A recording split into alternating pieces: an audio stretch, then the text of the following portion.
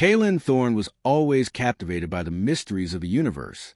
As a linguist on the distant moon of Orcs, his mission was to decipher alien dialects, anomalous sounds, melodic vibrations, and flashing signals that humans could scarcely comprehend. But nothing had prepared him for the encounter that awaited when he boarded the derelict ship hovering near the distant edge of the Mistral Belt. It all started with a peculiar signal. A faint rhythmic pulse, resembling the beat of a heart, but skipping every third pulse, caught the attention of Eric's scanners. When no further communication followed, Kalen volunteered to investigate, accompanied by a small search crew. The vessel they found was unlike anything they'd ever seen, an enigma both ancient and unfathomably advanced.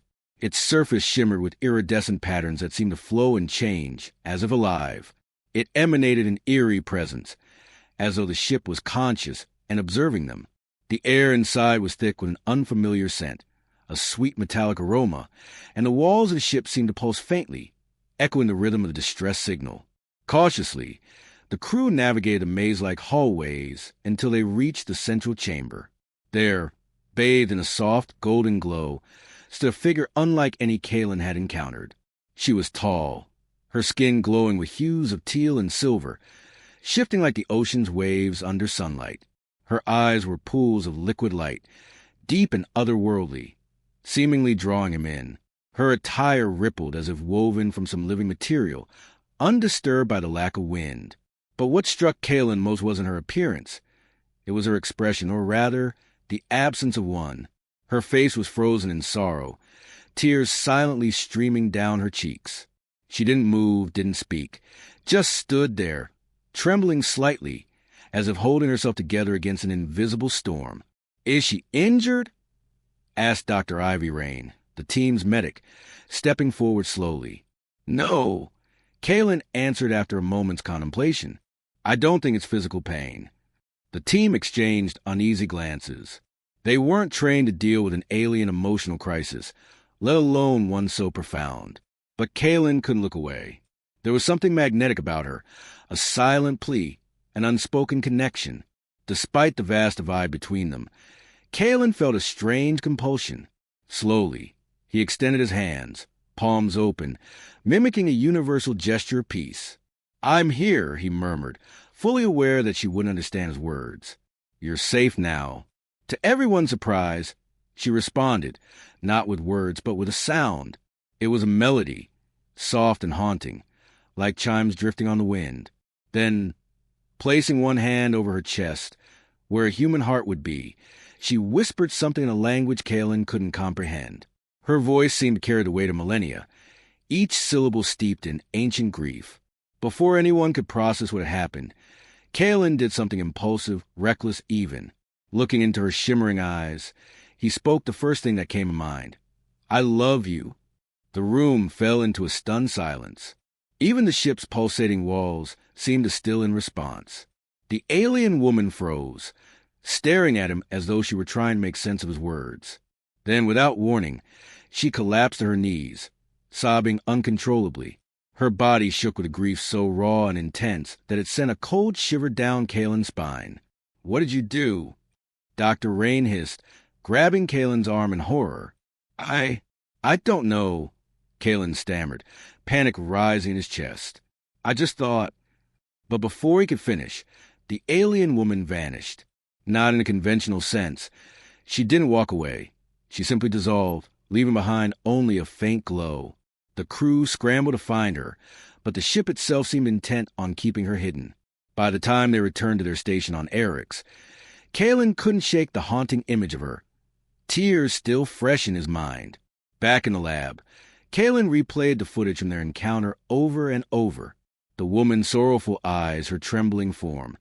He couldn't erase the feeling that he had unintentionally caused something irreversible. The team, however, was less concerned with emotional fallout. To them, it was just another failed mission, another ship with no clear data to analyze. "She's not our responsibility," grumbled Commander Juno Voss during their debrief. "We came here to study technology, not play counselor to some alien species." But Kalen couldn't stop thinking about her. Something about her had reached deep inside him, sparking a connection he couldn't explain. Determined to find answers, he turned a mysterious signal they had intercepted. It was encoded in music, intricate, chaotic, like a symphony played on broken instruments. With the help of Dr. Lena Maris, a musicologist specializing in alien art, Kalen began to decode the signal.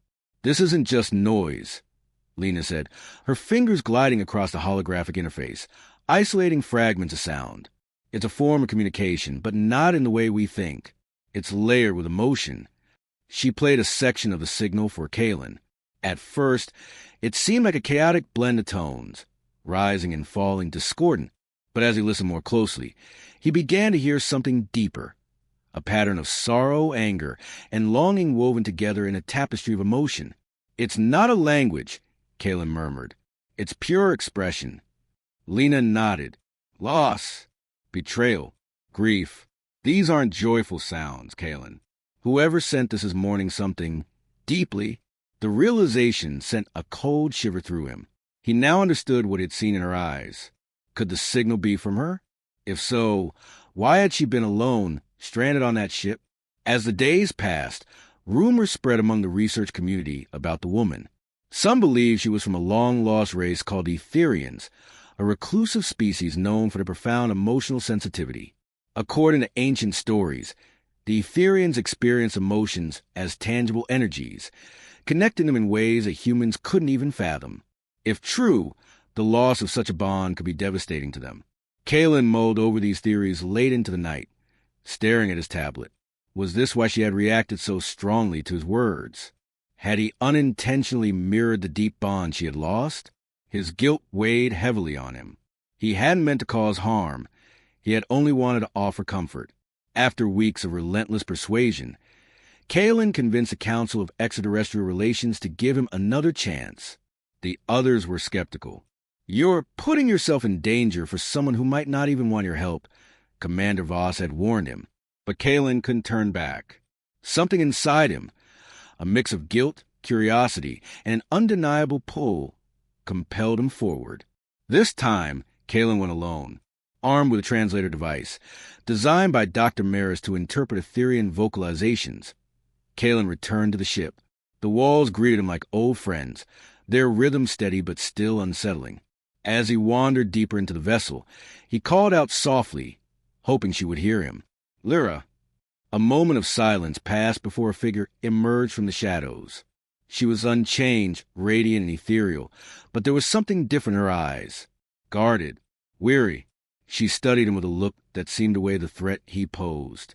When she spoke, it wasn't in words but in melodic tones, like wind chimes resonating in the air. The translator sputtered, struggling to make sense of her voice. "Why return?" she asked, her tone deep and musical. "I came back because I need to understand," Kalen replied, holding up the translator device. "I don't know what I did wrong, but I'm sorry. Please let me help." She stared at him for a long moment, her expression unreadable. Finally, she extended her hand. In it, she held a small crystal, a glowing pendant that shifted with colors. Kalen realized it wasn't just jewelry. It was part of her communication system. When Kalen touched the crystal, everything around him dissolved. His vision blurred, and suddenly, vivid images flooded his mind. Flashes of another figure, a male form with features like hers, his presence radiating warmth and light. They stood together beneath two suns, their bodies intertwined by threads of glowing energy, pulsating like living veins. There was an overwhelming sense of joy, love, unity, until the darkness came. A violent rupture tore through the shimmering threads, and the image of the woman, now alone, stood amidst the chaos. The pain in her eyes was unbearable. "What happened to him?" Kalen whispered, his voice barely audible, though he doubted she could understand. Through the translator, fragments of meaning began to surface. Caliph, lost, broken. Over the following days, Kalen worked relentlessly to bridge the vast divide between their species. The process was slow and laborious.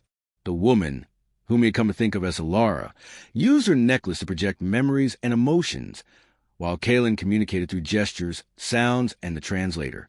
Slowly but surely, they began to piece together an understanding of each other's worlds. He learned that Solara's people, the Valith, experience emotions as tangible fields of energy, which they called oroliths. These bonds connected individuals on a level far deeper than any human connection. But when those bonds shattered, as Solara's had, the resulting pain was not just emotional. It was a literal disintegration of one's essence. One evening, as they sat near a viewport overlooking the shimmering rings of a distant gas giant, Kalen finally voiced a question that had been gnawing at him. "Why are you crying?" The translator hesitated, then softly rendered her words. "Because I am empty." The weight of those words hit Kalen like a blow to the chest. Empty, that was how she felt without Caliph. Empty, yet still alive, still enduring. Kalen wanted to reassure her that she wasn't truly alone, that he was there for her, but he feared that speaking too soon would only make things worse. Instead, he gently placed his hand over his heart, mirroring the gesture she had made earlier. "I feel it too," he said quietly. "Your pain. I wish I could take it away." For the first time since their meeting, Solara's gaze softened, and Kalen thought perhaps she finally believed him. Weeks passed, and though their communication slowly improved, there were still frequent moments of confusion. Solara's emotions were vast and complex, often overwhelming the translator. Sometimes she projected memories so vivid that Kalen found himself reeling. He would see flashes of Caliph, his face, his laughter beneath alien skies, their orolith bond glowing like molten gold between them. Other times, Solara's grief would manifest in waves of silence, her radiant eyes clouded with sorrow. Despite these difficulties, Kalen felt an increasing sense of connection to her. He admired her strength, her resilience, the way she carried the weight of her loss without succumbing to despair. But there was something troubling about their interactions, a tension he couldn't place. Each time he attempted to comfort her, to express empathy, Solara would respond with a mix of gratitude and unease, as though his words were somehow too much. One evening, as they sat together, watching the rings of the gas giant shimmer in the distance, Kalen took a risk. "Solara," he began, his voice soft and measured, "I know I can't fix what happened to you, but I want you to know that I care about you. You're not alone." Before he could stop himself, the words spilled out. "I love you." The moment the words left his lips, the atmosphere shifted. Solara froze, clutching her chest as though struck by an invisible force. Her body trembled, and tears welled up in her eyes once again. But this time, her reaction was not just sorrow. It was pure, raw anguish. The depth of her pain seemed to reverberate through the walls of the ship. "What did I do?" Kalen asked desperately, panic creeping into his voice. "Why does this hurt you?" Solara didn't answer right away. Instead, she reached for her crystal necklace and activated it. A torrent of fragmented images flooded Kalen's mind. He saw flashes of Caliph, but this time they were interspersed with scenes of destruction, shattered threads of light. Their orolith bond snapped apart by violent, chaotic energy. Then came darker visions. Strange figures invading their world, firing weapons that emitted beams of black and light. Attacks designed to sever the emotional bonds between Valith individuals. Death followed swiftly, leaving survivors hollow and broken. Kalen's blood ran cold as the realization dawned on him. These were not random memories. They were warnings. Solara's people had been targeted in some sort of attack designed to sever their emotional connections. This was how Caliph had died. And now, Kalen's repeated declarations of love had unknowingly begun to recreate that bond, a fragile, unstable link between him and Solara. An echo bond, as Solara called it. Through the translator, she whispered fragments of explanation. "Not real. Cannot hold. Dangerous." "You mean our connection isn't real?" Kalen asked, his heart sinking. "It's artificial?" Solara nodded faintly, placing her hand over her chest. "Hurts. Weakens me." Kalen felt sick. His attempts to comfort her had only caused harm. The echo bond had started innocently enough, but it was unstable, draining her life force little by little. If it was left unchecked, it could destroy her entirely. "I'm so sorry," Kalen whispered, guilt suffocating him. "I didn't know. I never meant to hurt you." Solara looked at him, her expression unreadable. For a long moment, neither of them spoke. Then, slowly, she reached out, placing her hand over his. Though no physical thread connected them, Kalen felt a faint pulse, a fleeting warmth, like sunlight breaking through storm clouds. "Try. Understand," the translator murmured. Kalen nodded, swallowing hard. He understood now. The bond they shared was imperfect, unsustainable, but it was all they had. And in that moment, he made a silent vow to find a way to make things right, even if it meant letting her go forever. Little did he know, the hardest choices were yet to come. For days, Kalen pored over every scrap of information he could find about the Valith. Ancient texts, fragmented reports, and even speculative theories posted by amateur researchers in interstellar forums. Each discovery painted a clearer picture of Solara's people, but also deepened the weight of his responsibility. The Valith weren't just emotionally sensitive. They were biologically wired to thrive through their auralith bonds. Without these bonds, survival became tenuous at best. The echo bond between Kalen and Solara was like a shadow of the sacred connections, a faint imitation that couldn't sustain her, yet still drained her vitality with every attempt he made to comfort her. Severing the bond entirely would leave her weaker than before. It was a cruel paradox. Staying with her hurt, but leaving her would be far worse. One night, as the rings of the gas giant shimmered outside the viewport, Kalen finally confronted Solara. "Why didn't you tell me sooner?" he asked, frustration and guilt thick in his voice. "You knew this bond was dangerous. Why did you let me keep saying things, doing things that hurt you?" Solara hesitated, her luminous eyes filled with conflict. When she spoke, her words came haltingly, filtered through the translator. "Alone. Too long," she began, then paused, adding after a moment, "Needed someone." Her confession hit Kalen like a tidal wave. Despite everything, the loss of Caliph, the trauma she had endured, the fragility of her existence, she had stayed because she needed companionship. Even an imperfect connection with a human like him meant something to her. She wasn't just mourning Caliph. She was mourning the absence of any bond at all. "But why me?" Kalen pressed, his voice cracking under the weight of his emotions. "I'm not enough. I can't give you what you need." This time, Solara reached out, placing her hand gently over his heart. The gesture sent a faint pulse through him, a warmth, fleeting yet undeniable.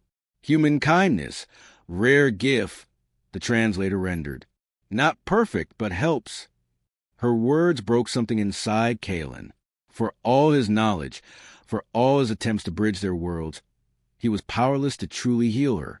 His love, if that's what it was, wasn't the kind she needed, but it was enough to remind her that she wasn't entirely alone. Still, the danger remained. If the echo bond grew stronger, it would eventually collapse, leaving Solara irreparably damaged. Kalen knew he had to act fast. With the help of Dr. Lena and the colony's engineering team, Kalen devised a risky plan. Using the translator device, he would emit harmonic frequencies designed to mimic violet energy signatures. These vibrations wouldn't replace an auralith bond, but they might stabilize the echo bond temporarily, giving Solara enough strength to return to her people and seek healing. It took days of trial and error, but finally, the device was ready. When Kalen explained the procedure to Solara listened silently, her expression unreadable. Only after Kalen finished did she activate her crystalline necklace, projecting a single image, a vision of herself standing among others of her kind, bathed in radiant light.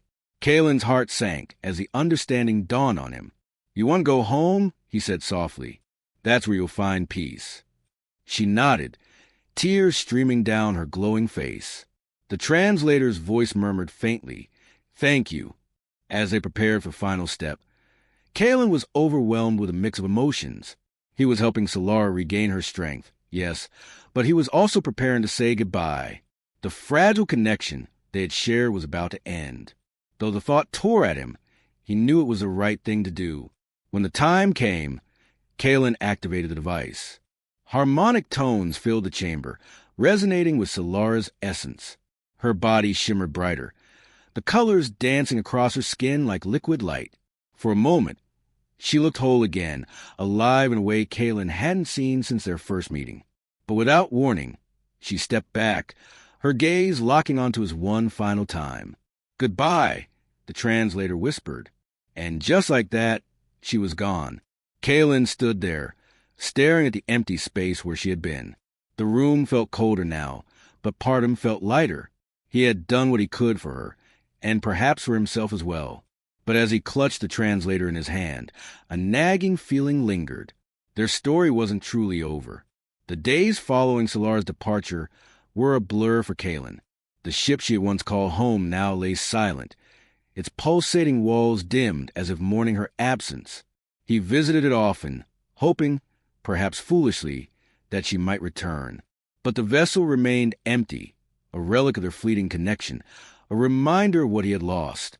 Back at the research facility, Kaylin struggled to focus on his work. His colleagues noticed a change in him. Once meticulous and driven, he now seemed distant, preoccupied. Dr. Lena Maris tried to console him, reminding him that he had done everything possible to help Solara. "You gave her a chance to heal," Lena said one evening, placing a comforting hand on his shoulder. "That's more than most could have done." But Kaylin couldn't shake the lingering guilt. Had he truly helped her? Or had he only delayed the inevitable? The echo bond they shared may have been temporarily stabilized, but it wasn't permanent. What if the procedure hadn't worked? What if she was suffering alone, far from her people? One restless night, unable to sleep, Kaylin wandered into the lab where he had spent countless hours decoding signals from Solara's people. On the desk lay the crystalline necklace she had left behind, the same one she had used to communicate with him. It no longer glowed brightly, but faint pulses of light still emanated from within, like embers that refused to die. Picking it up, Kaylin felt a strange warmth radiating from the object, as if it carried a fragment of Solara's essence. He activated the translator again, feeding it the fragmented recordings of Solara's voice. To his surprise, the device began translating snippets of meaning embedded in the residual energy of the necklace. One phrase stood out above all others. "Echo fades, but memory remains." Kaylin stared at the words, his heart pounding. Memory. That was what the necklace represented. A piece of Solara, preserved not just for him, but perhaps for herself as well. She had entrusted it to him, knowing their bond would eventually dissolve. It wasn't just a keepsake. It was a message, a way of saying goodbye without erasing what they had shared. With renewed determination, Kaylin turned his attention to helping Solara's people. Using the knowledge he had gained from their interactions, he collaborated with xenobiologists and engineers to develop technology capable of detecting and stabilizing auralid bonds and other forms of emotional connections. He knew that, wherever Solara had gone, her people would need tools to rebuild their fractured ties. Months passed, and Kaylin became a leading figure in interstellar diplomacy, advocating for greater understanding between humans and alien species. His research on the Velas sparked widespread interest, leading to breakthroughs in emotional cognition studies and fostering alliances across galaxies. Yet despite his accomplishments, there was always a part of him that longed for closure, a sign that Solara was safe. Then one day, while analyzing data from a deep space probe, Kaylin stumbled upon something extraordinary. Hidden among the stars near the orbit of a distant planet was a faint signal, a rhythmic pulse identical to the distress call that had first led him to Solara's ship. But this time, the tone was different. Instead of sorrow, it carried a sense of hope, a whispered promise. Kaylin didn't hesitate. Gathering a small team, he set out to investigate. As they approached the source of the signal, they discovered a cluster of shimmering vessels, Velas ships, each glowing softly against the vast void. Among them floated a familiar figure, her form radiant and whole. Solara. She turned to face him, her starry eyes meeting his. Though no words were exchanged, Kaylin understood. She had found her people and herself. And though their paths would never cross again, the bond they had shared, imperfect as it was, had been real enough to guide her home. As Kaylin watched her disappear into the fleet, he clutched the crystalline necklace tightly. For the first time in months, he smiled. Their story may have ended, but its impact would endure, for her, for him, and for the countless lives touched by their brief but powerful connection. Years passed, and Kaylin became a name synonymous with hope in the field of emotional linguistics. His groundbreaking research on the Valith not only advanced humanity's understanding of alien emotional cognition, but also paved the way for peaceful coexistence between species. Conferences across galaxies invited him to speak about his experiences, and museums displayed artifacts from Solara's ship as symbols of unity. Yet despite his fame, Kalen remained humble, always crediting Solara, not himself, for opening his eyes to the power of connection. Late at night, when the buzz of public life faded and the silence of Eric's colony enveloped him, Kalen often found himself holding the crystalline necklace Solara had left behind. Its faint glow had dimmed further over time, now barely more than a soft pulse beneath his fingertips. But it still carried warmth, a reminder that even fleeting bonds could leave lasting imprints. He would sit by the viewport, gazing at the distant stars, and whisper into the void, "I love you."